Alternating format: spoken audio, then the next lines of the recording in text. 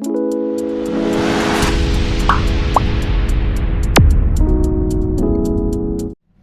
Everyone, welcome to genius classes.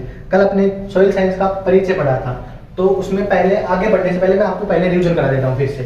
तो हमने कल पढ़ा था सॉइल। तो सॉइल लैटिन भाषा का शब्द है, लैटिन भाषा का शब्द है जो सोलम से बना हुआ है।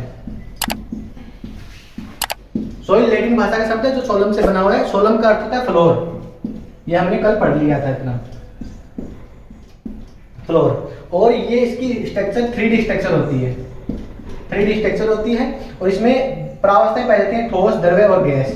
3 प्रावस्थाएं पाई जाती हैं, ठोस, द्रव्य व गैस। और इसमें खनिज पदार्थ, कार्बनिक पदार्थ इत्यादि भी लगभग सभी मृदाओं में मिल जाते हैं। आगे हमने पढ़ा था इनके जनक।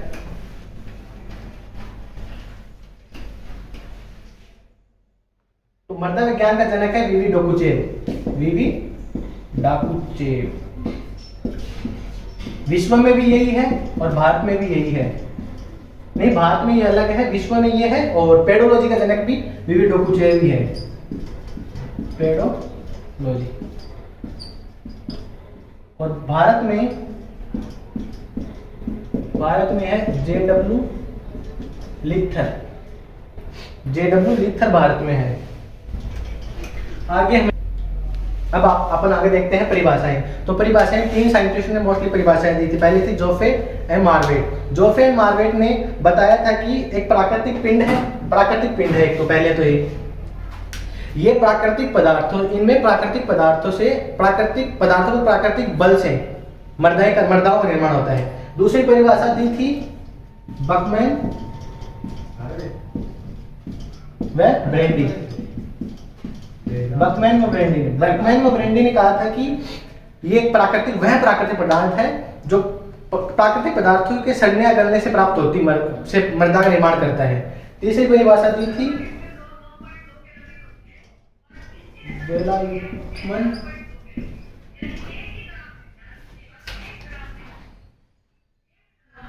वेलायुत्मन व भट्टाचार्य ने।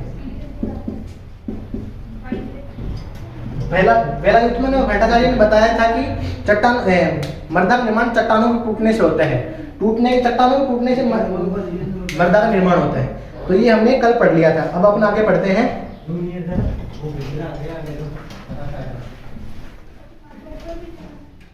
मृदा की विशेषताएं।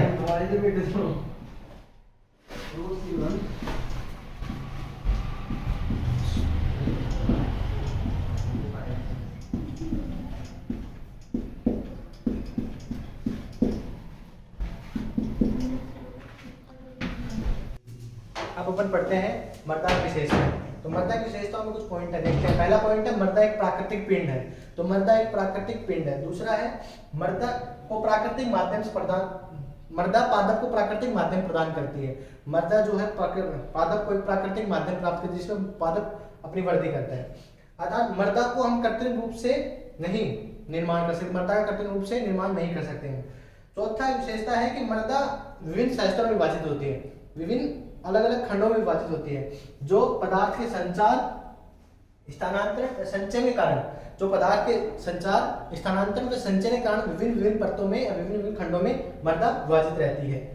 पांचवा पॉइंट है मृदा में विभिन्न पैतृक पदार्थ, जलवायु संबंधी कारकों के कारण मॉर्फोलॉजिकल, रासायनिक, जैविक अंतर पाए जाते हैं। अर्थात मृदा में विभिन्न रासायनिक पदार्थ, पैतृक पदार्थ, जलवायु के। पांचवा पॉइंट देखते हैं मृदा में विभिन्न पैतृक पदार्थ, तो जलवायु संबंधी कारकों के कारण मृदा में जो विभिन्न पैतृक पदार्थ होते हैं और जलवायु के संबंधी कारक हैं, उनके कारण मृदा में मॉर्फोलॉजिकल, रासायनिक और जैविक अंतर दिखाई देते हैं। जो मृदा है उसकी जो पैतृक पदार्थ उसमें जो उपस्थित है उसके कारण, जो वातावरण जैविक जलवायु से संबंधित जो कारक होते हैं उनके कारण मृदा में मॉर्फोलॉजिकल बाह्य आकारिकी में और रासायनिक व जैविक अंतर दिखाई देते हैं। तो अपन आगे देखते हैं कि मृदा का अध्ययन हम 2 रूपों में करते हैं, बेसिकली 2 रूपों में करते हैं। पहला है एडेफोलॉजी, दूसरा है पेडोलॉजी।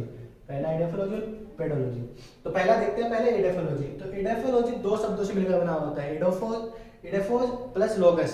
तो एडेफोज का अर्थ होता है मृदा और लोगस का अर्थ होता है अध्ययन, अर्थात मृदा का अध्ययन। तो इसमें देखते हैं अपन मृदा का अध्ययन जब उच्च पादपों के संदर्भ में किया जाता है। तो इडाफोलॉजी का परिभाषा जो है जब मृदा का अध्ययन उच्च पादपों के संदर्भ में करते हैं, अर्थात इडाफोलॉजी में हमें पादप की आवश्यकता होती है, अर्थात इडाफोलॉजी में पादप और मृदा के संबंध का अध्ययन करते हैं, उसे इडाफोलॉजी कहते हैं। और एक प्राकृतिक आवास प्राप्त करता है, यह पादप को मृदा प्राकृतिक आवास प्रदान करती है।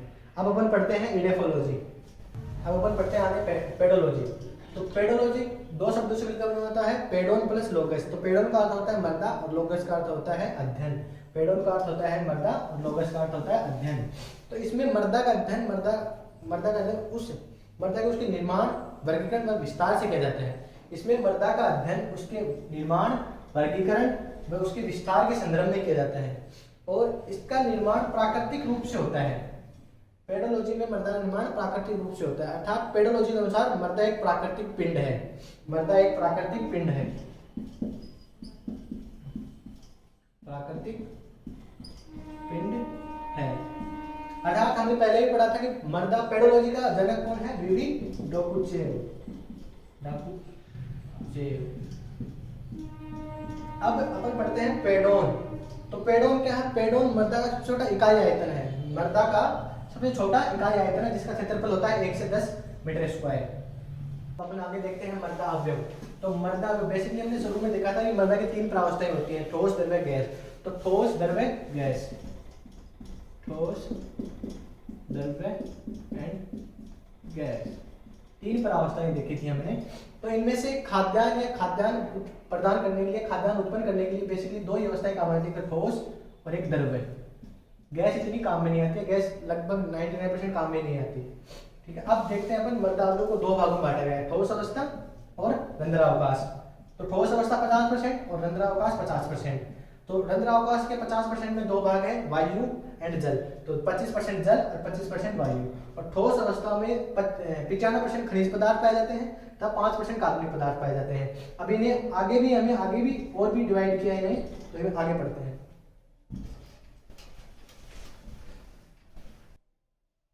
अब आगे देखते हैं अपन डायग्राम के द्वारा देखते हैं मृदा को 2 भागों में बांटा, ठोस 50% और रंध्रावकाश 50%।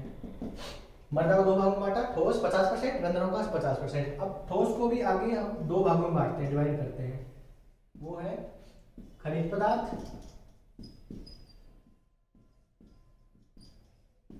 और कार्बनिक पदार्थ।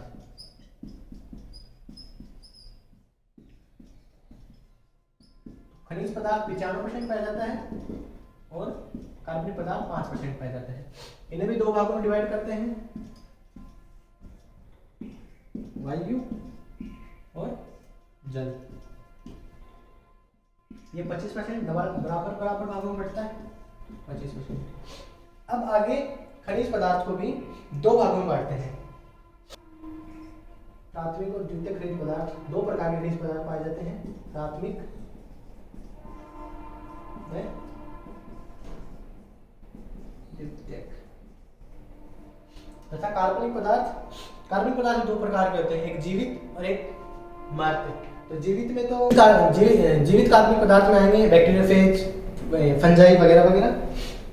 2 भागों में बांटा जाता है, जीवित और मृत।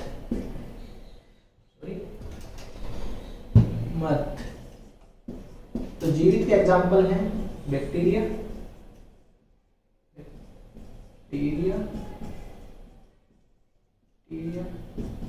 फंजाई, और मृत में तो सभी 20% ये है, 25% ये है।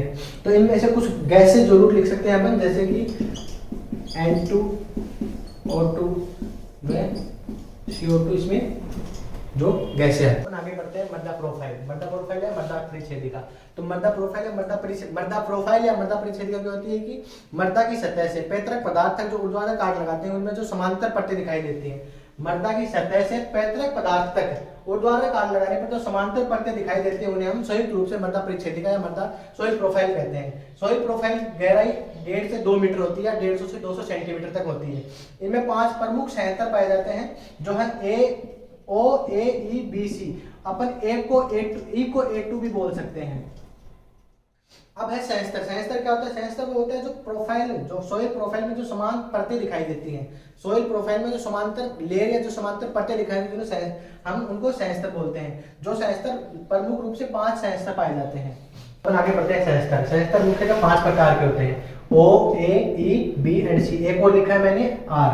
तो अब इसके बारे में देखते हैं। पहला सेंसर है कार्बनिक सेंसर। कार्बनिक सेंसर को 2 भागों में बांटा है, O1 और O2। तो O1 क्या होता है? O1 में अपूर्ण कार्बनिक पदार्थों का अपघटन होता है और O2 में पूर्ण रूप से कार्बनिक पदार्थों का अपघटन हो जाता है। और जो O सेंसर है ये हमें जंगल वाली मृदाओं में अधिक मिलता है, ये जंगल वाली मृदाओं में ही मिलता है, जंगली मृदाओं में पाया जाता है। ये कृषि वाली मृदाओं में नहीं पाया जाता, अर्थात कृषि वाली मृदाओं में नहीं पाया जाता। ये कृषि वाली मृदाओं में नहीं पाया जाता, अर्थात जो जंगल वाली मृदाएं हैं उनमें ये सभी प्रकार के सेंसर पाए जाते हैं। अब दूसरा सेंसर है हमारा ए को बोलते हैं हम खनिज सेंसर। खनिज सेंसर ये हमें कृषि मृदाओं, केवल कृषि मृदाओं में ही पाया जाएगा, जिसमें हम कृषि कार्य करते हैं, उन्हीं मृदाओं में ही खनिज सेंसर पाया जाएगा। इसके द्वारा पृष्ठ मृदा का निर्माण होता है। इसके बारे में आगे पढ़ेंगे, पृष्ठ मृदा क्या होती है। तीसरा सेंसर है A2 या E। तो A2 या E को बोलते हैं इलुवियल सेंसर। इलुवियल सेंसर या निक्षालन सेंसर। तो इसमें कार्बनिक पदार्थ और खनिज पदार्थों का निक्षालन होता है। कार्बनिक पदार्थ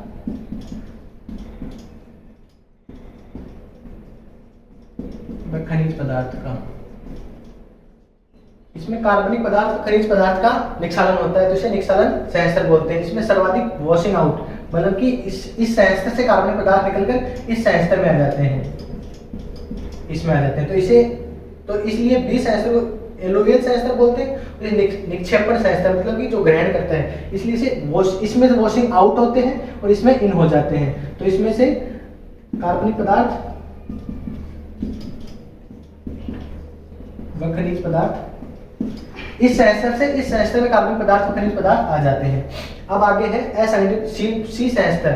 तो सी सेंसर में जो सी सेंसर उसमें पैतृक पदार्थ होते हैं जो असंगठित होते हैं, मतलब कि बड़े बड़े टुकड़ों के रूप में होते हैं, ऐसे होते हैं, इसमें इनके आपस में जुड़ी हुई नहीं होती है, असंगठित होते हैं, संगठित नहीं होते। तीसरा जो आखिरी है अपना आर सेंसर, कठोर चट्टानों के रूप में पाया जाता है, जो नीचे कठोर चट्टानों के रूप में, इसमें जो ये कण है ये आपस में एक दूसरे से जुड़े होते हैं, तो ये कठोर चट्टानों का रूप ले लेते हैं।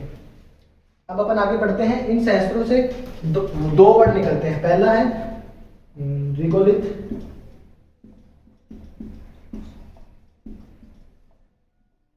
Regolith A plus B plus C sensor से तीनों से मिलकर बना होता है।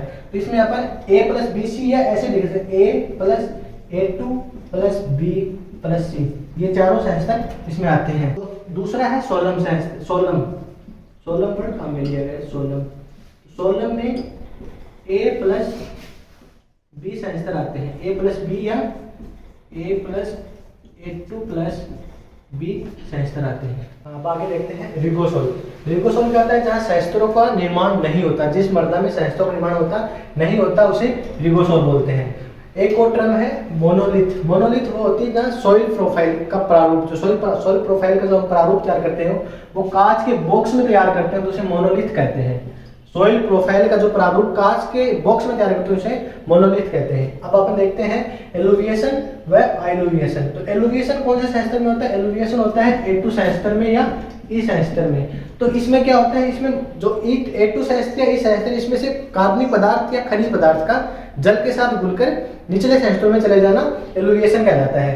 मृदा के ऊपरी सेंसरों से कार्बनिक पदार्थ तथा खनिज पदार्थ का जल के साथ निक्षलन या नीचे निक्षलन होना एलुविएशन कहलाता है। अब देखते हैं आइलुविएशन। आइलुविएशन कौन सेंसर में होता है? आइलुविएशन बी सेंसर में होता है।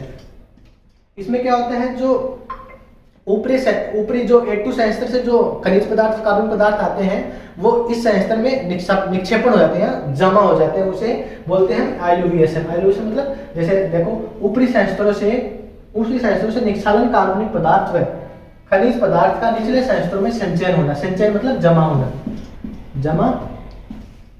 जमा होना, इसे बोलते हैं आइलुविएशन।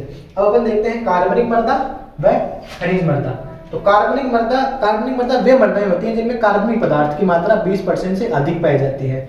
वे मृदाएं जिनमें कार्बनिक पदार्थ की मात्रा 20% से अधिक पाई जाती है उन्हें कार्बनिक मृदा कहते हैं। जैसे इनका एग्जांपल है बक व पीट। अब देखते हैं खनिज मृदा। खनिज मृदा वे होती है जिनमें कार्बनिक पदार्थ की परसेंटेज 20% से कम होती है। कार्बनिक मृदाओं में जो 20% से अधिक, तो खनिज मृदाओं में 20% से कम।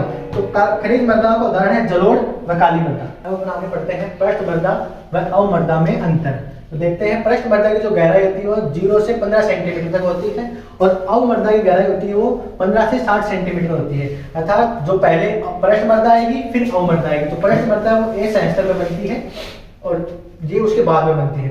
जो पृष्ठ मृदा होती है उसमें गहरा भूरा काला रंग होता है। गहरा भूरा काला रंग होता है, अधिक गहरा होता है इसमें, अधिक भूरा गहरा रंग होता है इसमें हल्का पीला रंग या कम भूरा रंग। इसका रंग होता है जो भूरा काला रंग होता है या अधिक भूरा कलर होता है। इसमें जो रंग होता है वो हल्का पीला या कम भूरा कलर होता है। अब देखते हैं सभी कृषि कार्य। जो पृष्ठ मृदा वो ए सेमेस्टर में पाई जाती है। तो ए सेमेस्टर हमने देखा था कि कृषि कार्य में जो मृदा उपयोग है उसमें ए सेमेस्टर ऊपरी ऊपर पाया जाता है। तो सभी कृषि कार्य पृष्ठ मृदा के अंदर ही किए जाते हैं, ये ऐसे इसमें नहीं होता। अब कृषि कार्य करने के लिए आवश्यक पोषक तत्व की आवश्यकता अधिक होती है, तो इसमें पोषक तत्व की मात्रा भी अधिक होगी और इसमें कम होगी। अब इसकी क्रियाशीलता, जो पृष्ठ मृदा है उसकी क्रियाशीलता अधिक होती है। जो पृष्ठ मृदा है उसकी क्रियाशीलता अधिक होगी क्योंकि ये अधिक क्रियाशील होगी और ये कम क्रियाशील होगी। अब छठा पॉइंट है धनायन विनिमय क्षमता। तो पृष्ठ मृदा की धनायन विनिमय क्षमता अधिक होती है, वह अवमृदा की कम होती है। इसी के साथ अपना चैप्टर यहीं समाप्त होता है। कल अपन नया चैप्टर स्टार्ट करेंगे।